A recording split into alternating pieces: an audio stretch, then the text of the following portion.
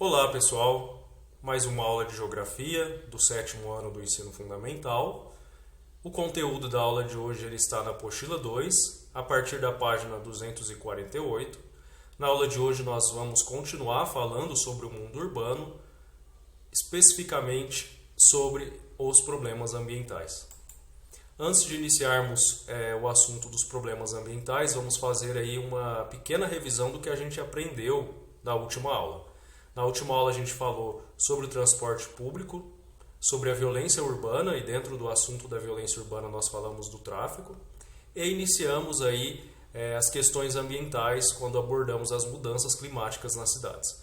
Na aula de hoje, se houver tempo para gravação, nós iremos falar sobre ilhas de calor, poluição atmosférica, inversão térmica, chuva ácida, poluição das águas em enchentes e também sobre o lixo urbano. Vamos lá? As ilhas de calor. O que elas fazem, né? As ilhas de calor dificultam a circulação do ar. De que forma que acontece? O que causa aí as ilhas de calor? A retirada da vegetação, ou seja, a diminuição de árvores, né, no espaço urbano, a impermeabilização do solo com asfalto, concreto e edificações. Então, se o solo está sendo coberto aí com concreto, com edificações, asfalto, calçadas, avenidas, casas, né, edifícios, isso vai dificultar a absorção da água, porque a água que cai da chuva não vai ter contato direto com o solo, certo? E também a poluição atmosférica, né, ela faz com que ela é um dos fenômenos aí que influencia na formação das ilhas de calor. O que as ilhas de calor trazem como consequência? A elevação da temperatura devido às alterações no processo de reflexão que produz o calor. O aquecimento forma uma ilha de calor que cobre a área, o aquecimento da temperatura. Olhem aqui esse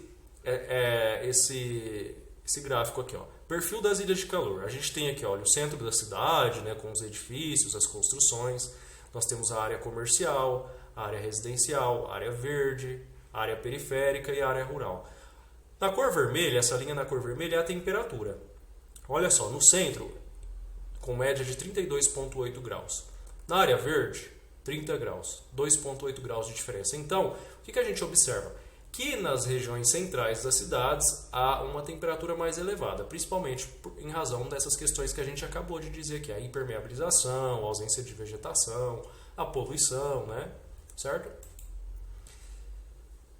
Vamos falar então aí da cidade de São Paulo. A temperatura aí da superfície terrestre aí da cidade de São Paulo. Nós falamos na última aula sobre a garoa paulistana, né? A cidade de São Paulo era conhecida como a terra da garoa. Então a garoa desapareceu e surgiram aí as temperaturas mais elevadas. A direção dos ventos também foi alterada por conta das variações da pressão atmosférica sobre a cidade. Área com menor cobertura vegetal, que a gente acabou de dizer. As áreas com menor cobertura vegetal, elas têm uma temperatura maior, ou seja, elas são mais quentes. Encontra-se na cidade de São Paulo 12 graus de diferença em diferentes pontos no mesmo horário. Ou seja, provavelmente numa região com área verde, numa região mais distante do centro, vai ter uma temperatura mais baixa que na região central. Provavelmente essa diferença vai ser entre essas regiões. Na década de 70, iniciou-se a análise, né, das alterações do microclima paulistano, e no século XX observou-se que houve aí o aumento do volume de chuvas e 3 a 5 graus de aumento na temperatura média, né? Então, no século XX, aí, após 30 anos aí da década de 70, né, observou aí uma elevação de 3 a 5 graus dessa temperatura. A gente observa aqui, nesse mapa à esquerda, olha só, essa é a área urbana de São Paulo. De acordo com a legenda, quanto mais próximo do vermelho, mais quente a temperatura. Olha só, de 31,5 a 32, nas áreas centrais aqui da cidade. E nas áreas mais distantes, e até mesmo fora aqui da área urbana de São Paulo, as temperaturas mais baixas, olha só, chegando a menos que 24 graus, 23, 24 graus, certo? Continuando. Vamos falar então aí da cobertura vegetal, já que a gente sabe que esse fenômeno do qual nós estamos falando, que é a ilha de calor, né, que é o aquecimento aí, né, da zona urbana, está totalmente relacionada com a vegetação. Olha só aqui essa legenda, né, do mapa aqui do município de São Paulo, área urbana com nenhuma ou pouca vegetação. essa região que é a região mais centralizada, né, a região mais central da cidade de São Paulo. Em amarelo, a área urbana com vegetação, que são bairros com jardins ou parques urbanos e arborizados, né? Nas áreas, na cor marrom, nós temos floresta umbrófila densa e nas áreas verdes também. E aqui nós temos regiões com solo exposto e água, certo? Então olha só como a gente vê a predominância aí da área urbana, né? Sem nenhuma vegetação, o que provoca aí a formação das ilhas de calor. Vamos falar agora da poluição atmosférica. O que causa a poluição atmosférica nos centros urbanos? Os automóveis e a indústria. Por quê? Porque eles lançam material particulado e gases. O que é material particulado? É um conjunto de poluentes formados de poeira, fumaça e todo tipo de material sólido e líquido que se mantém suspenso na atmosfera. Então ele é jogado na atmosfera e fica ali suspenso, circulando. O monóxido de carbono, o dióxido de enxofre, eles são lançados aí na atmosfera através da queima de combustíveis fósseis, como carvão e derivados do petróleo, certo? A gente tem aqui uma imagem, né, numa cidade chinesa mostrando aqui a poluição. A gente está tão acostumado com o uso das máscaras agora, né, nesse período de pandemia, de Covid-19, em muitos países asiáticos é comum o uso da máscara mesmo fora de período de pandemia, em razão principalmente dessa poluição nos centros urbanos, principalmente as cidades maiores, né, as cidades mais industrializadas. Continuando aí sobre a poluição atmosférica. O ar atmosférico poluído. A proporção, o que significa isso? É uma proporção dos componentes que está desequilibrada ou quando se introduz, né, algum elemento estranho. Então o ar atmosférico ele vai estar poluído quando acontecer essas duas questões. Os componentes dele, que fazem parte dele, estão desequilibrados, né, não está aí na quantidade adequada, ou quando tem um novo elemento que é lançado aí no ar atmosférico. Isso causa problemas de saúde diversos, né, especialmente os problemas respiratórios. E a poluição da atmosfera ela não afeta somente a saúde do homem, né? Afeta também o meio ambiente, como por exemplo a questão da chuva ácida. Nós vamos falar dela daqui a pouco. Nós temos aqui uma foto, né, que ilustra aí o uso do biocombustível. No caso, o etanol, conhecido como álcool, né, ele lança 1/3 a menos de gás carbono do que a gasolina. E a cana-de-açúcar, que é utilizada para a fabricação do etanol, ela absorve também o gás carbono da atmosfera. Então, por isso a importância de se fazer uso dos biocombustíveis, né? Porque poluem menos o meio ambiente, certo? Continuando aí, a poluição atmosférica, né? As queimadas é uma forma de poluição atmosférica, embora a maior parte das queimadas aconteçam na zona rural, mas elas trazem consequências também para as zonas urbanas. Elas pioram a qualidade do ar e favorecem aí, trazem como consequências também doenças respiratórias. A fumaça ela chega até o meio urbano e ela impacta a vida nas cidades. Nós temos aqui uma foto que ilustra uma queimada em Guaíra, o nosso município vizinho, certo? E nós temos aqui uma notícia de fumaça. Olha só, a fumaça de Amazônia e Pantanal começa a chegar às cidades do sul e do sudeste. Então a fumaça aí produzida por essas queimadas que estão acontecendo na região centro-oeste e norte do país, chegando aqui até ao sudeste e ao sul. Pessoal, é importante a gente fazer uma observação aqui. Nós também somos um tanto quanto responsáveis por tudo isso. Não se deve, por exemplo, colocar fogo em terrenos baldios, terrenos abandonados. Às vezes a população tenta fazer isso como uma forma de limpeza, mas isso não é adequado. Isso inclusive é crime. Tem a previsão de multa para esse tipo de prática. Adultos, às vezes, que fumam, têm a mania, às vezes, de jogar a bituca do cigarro, e essa bituca pode causar um incêndio, né? A gente tem que tomar muito cuidado com essas questões e a gente pode também ser uma pessoa que vai contribuir com isso, a gente pode denunciar, a gente pode fazer a denúncia dessas práticas quando acontecem no meio urbano, por exemplo, quando vai fazer a limpeza do terreno com queimada, que não é adequado, né?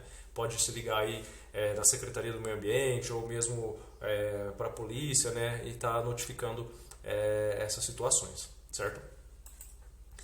Olha só, essa outra notícia de um jornal local aqui da nossa cidade, aqui está a fonte de onde foi retirada.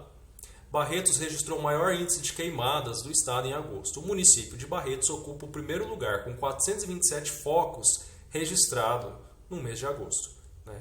Então, o nosso município aí liderando aí a quantidade de queimadas no nosso estado. Vamos falar agora da inversão térmica. A inversão térmica ela é um fenômeno atmosférico natural, ela acontece mesmo, então, só que ela se intensifica nos dias frios. O que é a inversão térmica? É uma camada de ar frio que fica encoberta por outra de ar quente, alterando a circulação da atmosfera. O ar frio ele é mais denso, ele é mais pesado que o ar quente, certo? Então, quando isso ocorre, os poluentes emitidos por fábricas e automóveis não se dispersam. Olha só o fluxo normal como acontece. O ar quente ele sobe em direção às camadas mais altas aí, da atmosfera. E aqui na inversão térmica, o ar frio ele fica preso aqui na região mais baixa da nossa atmosfera e prejudicando aí, a qualidade do ar, principalmente por conta aí dos poluentes que são emitidos aí pelos automóveis e pelas indústrias. O conteúdo desse slide aqui está na página 251. A cada slide vocês podem ir acompanhando a numeração da página. Chuva ácida. Esse cientista aqui, Robert, no século XIX, na cidade de Londres, ele fez uma observação importante. Ele observou que os objetos de metal que ficavam expostos diretamente à chuva, eles enferrujavam muito depressa. Então ele elaborou uma hipótese aí, através dessa observação, de que houvesse aí uma certa acidez na chuva. No século XX, a velocidade de corrosão dos metais e também de outros materiais, como o mármore das estátuas, estava relacionada à acidez da água da chuva em determinados locais. Então, aí no século XX, a ciência veio e comprovou aí a existência da chuva ácida. Ela prejudica o meio ambiente também, ela está relacionada com a poluição atmosférica. Então, a poluição atmosférica aí é um fenômeno que causa a chuva ácida. Certo? Aqui a gente tem uma floresta bem devastada por uma chuva ácida, e aqui nós temos estátuas também, sendo aí, tendo aí o seu material também prejudicado aí em razão da chuva ácida. A formação da chuva ácida. Os materiais particulados e gases, como o dióxido de enxofre e o monóxido de carbono, são emitidos pelos veículos e pelas chaminés das fábricas. Observem aqui na imagem, olha só. Em contato com o vapor de água encontrado na atmosfera, porque há vapor de água na atmosfera, então esses gases dão origem a precipitações, que são, precipitações são chuvas, com alto teor de acidez, a chamada chuva ácida, como a gente observa aqui ocorrendo a chuva. Ao precipitar sobre as cidades ou sobre áreas florestais, a chuva ácida danifica os prédios, as estátuas e os monumentos, assim como causa danos ou provoca a morte das árvores, que é o que a gente acabou de ver nessas imagens aqui, a danificação da estátua e de florestas. Certo? Continuando. Vamos falar agora da poluição das águas e enchentes. O rio. A maior parte das cidades do nosso país elas tiveram uma formação às margens de rios e margens. As margens dos rios, na verdade, e lagos, em razão da água doce, que ela é fundamental para a irrigação e abastecimento das moradias. No entanto, hoje em dia, morar próximo a rios nas grandes cidades passou a ser um problema. Se antes era uma solução, porque tinha água doce próxima, utilizada aí para o abastecimento, para a irrigação, hoje pode ser um problema, principalmente nos grandes centros. Porque ainda hoje, esgoto residencial e industrial são lançados nos rios sem tratamento adequado. Verdadeiros esgotos a céu aberto e grandes depósitos de lixo em boa parte das cidades brasileiras. Isso faz com que aconteça uma contaminação da bacia hidrográfica desse rio e destruição da fauna, que são os animais, e da flora, que é a vegetação. São chamados rios mortos, que são rios sem oxigênio por conta aí de estarem poluídos, como a gente vê aqui na imagem, olha só. O pessoal fazendo a limpeza e retirada de lixo de uma região aí com água, um rio ou um lago. Vamos falar então agora das cheias dos rios. Nós falamos da poluição, vamos falar das cheias. A cheia dos rios ela é um fenômeno natural também. É a inundação das várzeas às margens dos rios. Ela é fundamental, então, já que acontece a inundação das margens desses rios, então é fundamental preservar essas áreas com a vegetação original. Olha só aqui, nos períodos de seca, o volume menor de água faz com que o rio se mantenha em seu leito, olha só, certo? Essa parte aqui, que são as margens e as várzeas. Nos períodos chuvosos, o volume fica maior de água e acontecem as cheias. Olha só, o rio aumenta aí o seu volume. Então é um processo natural. a seca aí, né, uma diminuição do volume do rio em períodos de seca, em períodos chuvosos ele aumenta. Aí, no meio urbano, né, as cidades construídas aí às margens de rios e lagos, acontecem muitas vezes as enchentes. O que são as enchentes? A ocupação das várzeas dos rios, que são essas laterais, as margens aí dos rios, com a construção de moradias e vias de circulação. Desculpa, então, falei errado. A construção de moradias e avenidas e ruas nas várzeas dos rios, né, nas margens dos rios nas grandes cidades, acabam causando aí as enchentes. O que acaba agravando esse processo das enchentes, das cheias? A impermeabilização dos solos das cidades, que é o que a gente acabou de dizer. Construção de asfalto, cimento e outros materiais, né? Calçadas, casas, né? Edifícios. Com isso acontece o quê? A redução da infiltração das águas nos solos, né? Então a água cai na rua, cai na calçada, ela não vai ser absorvida, né? Porque é um cimento que está ali, é um asfalto. E essa quantidade de água ela acaba correndo para os rios, né, já que ela não é absorvida ali. Se não houvesse a rua, se não houvesse a construção, ia ser um solo, ela ia ser absorvida. Então ela acaba correndo para os rios e os rios ali nos grandes centros acabam transbordando, certo? Então o que são as enchentes? São a invasão aí das casas e das ruas que foram construídas aí às margens desses rios. Essas enchentes elas trazem uma questão aí complicada de saúde pública, porque, como a gente disse, boa parte do esgoto ele às vezes não é tratado no nosso país, ele acaba sendo lançado nesses rios, e com a enchente desses rios, a água contaminada, ao invadir as residências e as ruas, trazem aí doenças para as populações que têm contato com essas enchentes. E também acontece uma questão econômica aí da desvalorização imobiliária dessas áreas, ou seja, as casas que estão ali, sejam edifícios comerciais ou residenciais, eles têm uma desvalorização, tanto do seu valor de venda quanto do seu valor de aluguel. Muitas vezes a população mais carente acaba alugando essas casas por conta da questão socioeconômica, do custo mais baixo, acaba residindo ali, e aí no processo de enchente acaba aí, às vezes tendo partes internas aí dos seus móveis, né, sendo perdidos nas enchentes, certo? O lixo urbano. O lixo urbano ele tem um grande volume de lixo nas cidades, porque as cidades estão cada vez mais populosas. Você já parou para pensar a quantidade de lixo que a gente produz por dia? Já se fez essa pergunta? São diversos produtos descartáveis, como copos, plásticos, latas de alumínio.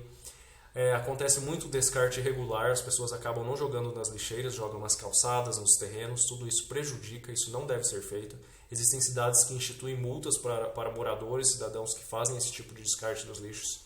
E eles trazem outras questões também, principalmente de saúde, como vetores de doenças, né, que são insetos, né, e animais aí, transmissores de doenças, como ratos e baratas.